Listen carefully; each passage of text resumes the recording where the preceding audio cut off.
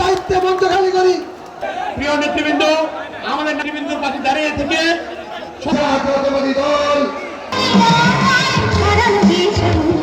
যারা আজকে পিআর পদ্ধতির ইলেকশন না হলে নির্বাচন না করার একটি ঘোষণা দিচ্ছে, যারা বলছে পিআর চাই উচ্চ কক্ষে নিম্ন কক্ষে, তারা তাদের ভিন্ন উদ্দেশ্য নিয়ে কথা বলছে।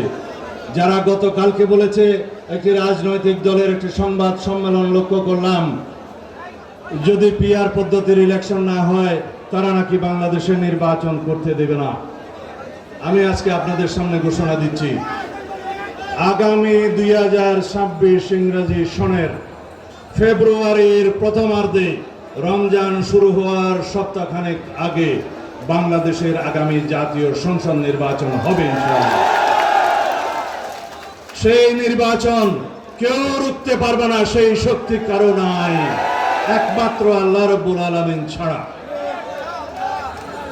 যারা নির্বাচন বাধাগ্রস্ত করতে চায়, বিলম্বিত করতে চায়, বিভিন্ন টুনকু বাহানায় নির্বাচন অনুষ্ঠানের বিষয়ে বিভিন্ন রকমের বিভ্রান্ত বক্তব্য দিচ্ছে, তাদের উদ্দেশ্যে বলতে চাই, বন্ধুগণ, গণতন্ত্রের জন্য সংগ্রাম করেছিলাম আমরা সবাই ঐক্যবদ্ধভাবে।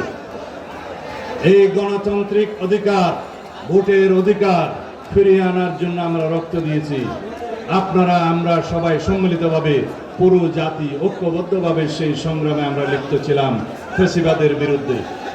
এই ফ্যাসিবাদ বিরোধী যে গণতান্ত্রিক ঐক্য সৃষ্টি হয়েছে, আসুন আমরা সেই গণতান্ত্রিক ঐক্যকে সমুন্নত রাখি, সেই গণতান্ত্রিক ঐক্যকে আরো শক্তিশালী করি, সেই গণতান্ত্রিক শক্তিকে, ফ্যাসিবাদ বিরোধী জাতীয় ঐক্যকে একমাত্র শক্তি হিসেবে আমরা ধরে রাখি এবং সেই শক্তিকে কাজে লাগিয়ে ঐক্যবদ্ধ বাংলাদেশ আমরা সৃষ্টি করি।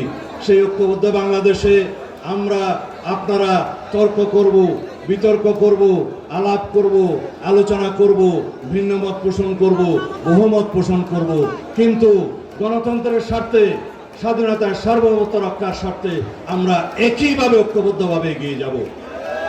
সুতরাং নির্বাচন নিয়ে আপনারা কোনো ধোঁয়াশা সৃষ্টি করবেন না। আমরা আপনাদেরকে আহ্বান জানাবো, বাংলাদেশের মানুষ এখন যেভাবে নির্বাচনমুখী হয়ে গিয়েছে, সারা বাংলাদেশে নির্বাচনী আমেজ চলছে, নির্বাচনী পরিবেশ সৃষ্টি হয়ে গিয়েছে, প্রার্থীরা জনসংযোগ করছে। এখন সেই নির্বাচনের বিরুদ্ধে যদি কেউ কোনো দল বক্তব্য দেয়, তাদেরকে